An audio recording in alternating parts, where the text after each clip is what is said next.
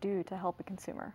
So what we do is we help the client understand the loan modification process by first understanding the options that are available to them. We don't commit any promises because we are not the investor. We don't own the loan. We're not the servicer. So we help them understand the dynamics between what a servicer does, what the investor is unctioned to do, being the owner of the loan.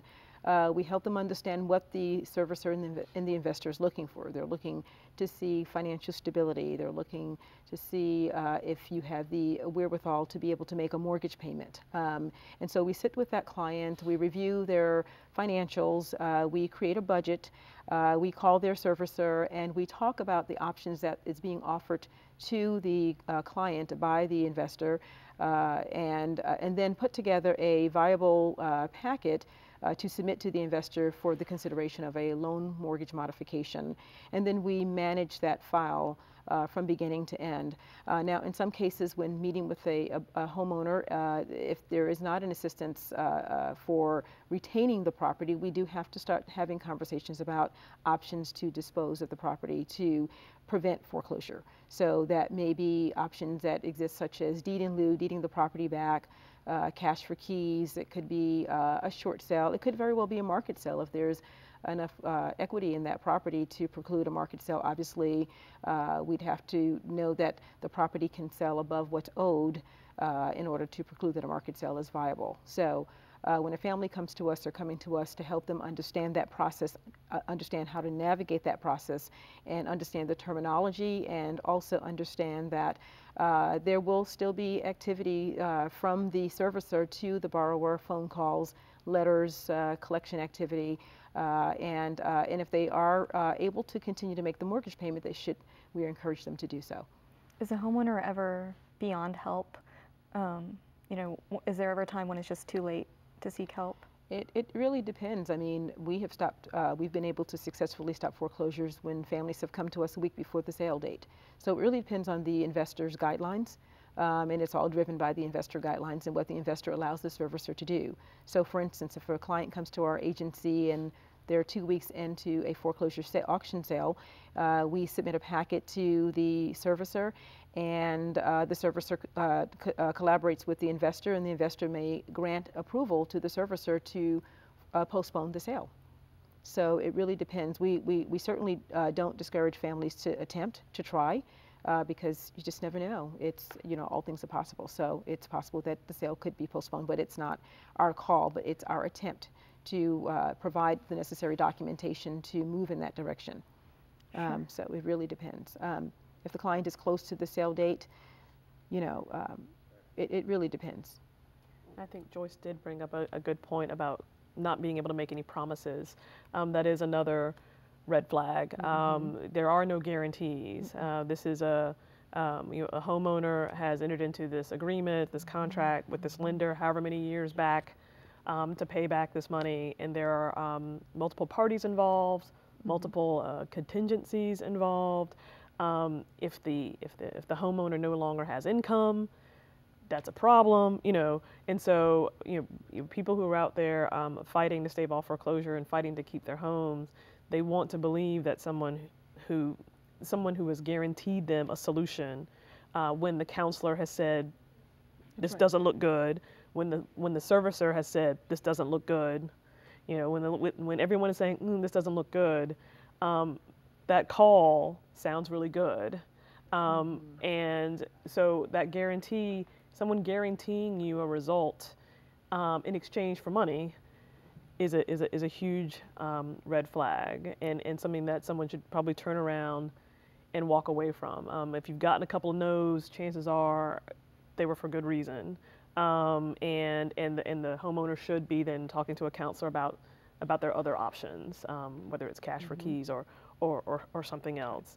Another thing that's related to the guarantee issue is free help versus $1,000 help.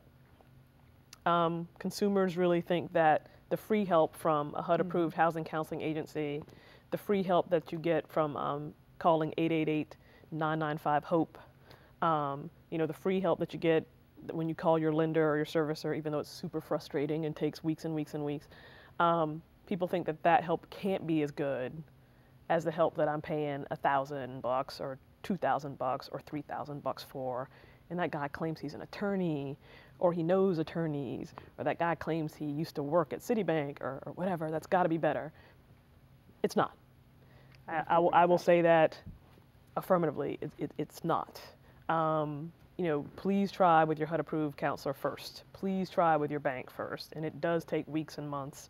And there are people nationwide who understand that frustration and who are working to make sure that you're trying to try to get you the help you need and to keep you from getting victimized further in the process. So that's another thing that I would like to emphasize. Does it ever make sense to involve an attorney? Well, attorneys actually do provide a valuable service. As a matter of fact, there are some that actually engage strictly in foreclosure defense, and they understand that process. But I would caution, because there are a lot of people who, again, will call you up and say, either we're with this law firm, I'm a paralegal, you know, give us some money and we'll get you in with the lawyer, right? Or they'll say, you know, we have a loan modification house, we're affiliated with a lawyer, so give us some money, we'll get you an appointment with the lawyer. Those arrangements are almost always improper. It is, for instance, against most, if not all, states' rules of professional ethics for an attorney to partner with a non-attorney and split fees. They're not supposed to do it, right? So if you've got this broker or loan modifier partnering with an attorney, chances are that's not a kosher arrangement. You shouldn't have to pay upfront in order to see the attorney. There are plenty of foreclosure defense lawyers who will give you that free consultation. You'll sit down, they'll evaluate your case, and then if they decide to take you, you know, you'll enter into a retainer agreement just like normal. So the having to give somebody some money and to go through a non-lawyer to get to another lawyer, it should be avoided. And to add to that, there are instances where lawyers were part of the scam. We filed, my Southwest region filed a case in California in Orange County where a lawyer was a defendant and he was engaged in the misrepresentations. And the court granted a summary judgment and found him liable. That was a $6.1 million judgment. Wow. And I will also add that as a HUD-approved counseling agency, once the borrower engages legal counsel in the process, we can no longer provide the assistance. They can still apply for a loan modification, but they have to work directly with the attorney, and it's attorney to attorney. So it would be their attorney with the investor's attorney, the services attorney. So, Dina, what about filing complaints? You know, should consumers file a complaint with agencies, and which ones? The state, federal, absolutely. how many, all of them, and what should they expect? Should they expect a All response? of them, all of them. It's absolutely critical that consumers file complaints. We count on information from consumers so that we can know what's going on out there. They are our eyes and our ears. Every complaint is important because it adds to the database of information from which we identify targets that, as the Federal Trade Commission, that we decide to go after. So it is just critical. Now, our agency does not resolve individual complaints. We are looking for a pattern in practice. So we are looking for some consistency in how the violations are occurring. Generally, you see that in the business model itself. It's flawed. Is there a threshold in the types of cases you'll look at? No, not in particular. There's several factors that we look at to determine which are the right cases to bring. We brought several cases in the last couple of years. We brought over 30 cases throughout the United States, 3 of which were brought by my office, 2 in California. They're new actions. And then we currently have pending a contempt action. That is, the Federal Trade Commission obtained an order against some Texas scammers about 2 years ago, and we, through an investigation, determined that they were continuing to violate the order, and that case is pending. Of those 30 cases, they are against over 150 individual and corporate defendants. So we are busy in this area, and I expect we will be for some time to come. Perfect. I would like to second that. The importance of gathering these reports is critical.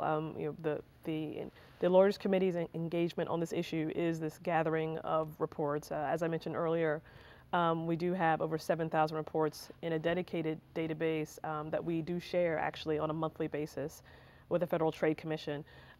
We also, though, share that information both with counselors and service providers who are on the ground, and also with enforcement officials. The Lawyers Committee's National Loan Modification Scam Database is a public-private database, and we believe that it's insanely important for people to file reports, and we've tried to make it as accessible to file reports about loan mod scams as possible. We're trying any way we can to make sure that people understand that scams are out there, that they're dangerous, and that the way to get them stopped is to report.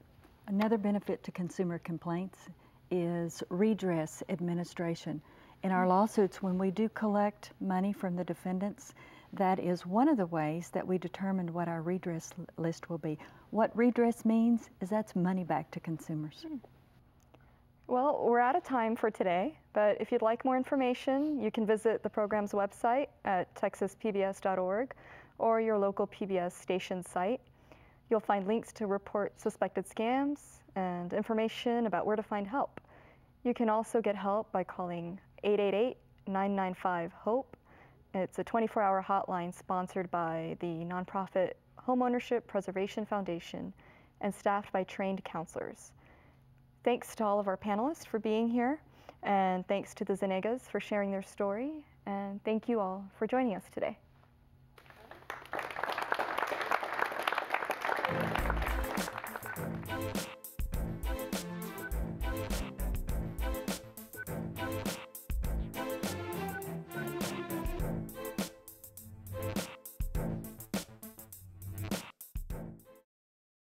Facing the Mortgage Crisis, Stopping Scams is brought to you by NeighborWorks America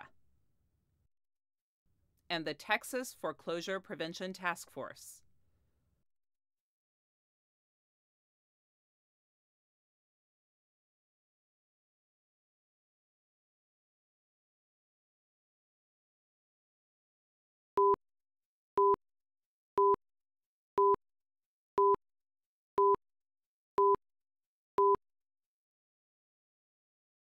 Once the money was there, they stopped calling me. And so I started getting suspicious. There are certain red flags that consumers should look for. If a mortgage relief company directs a consumer to stop contacting their lender. Scamming is happening on many levels. You should be suspect of any unsolicited offer.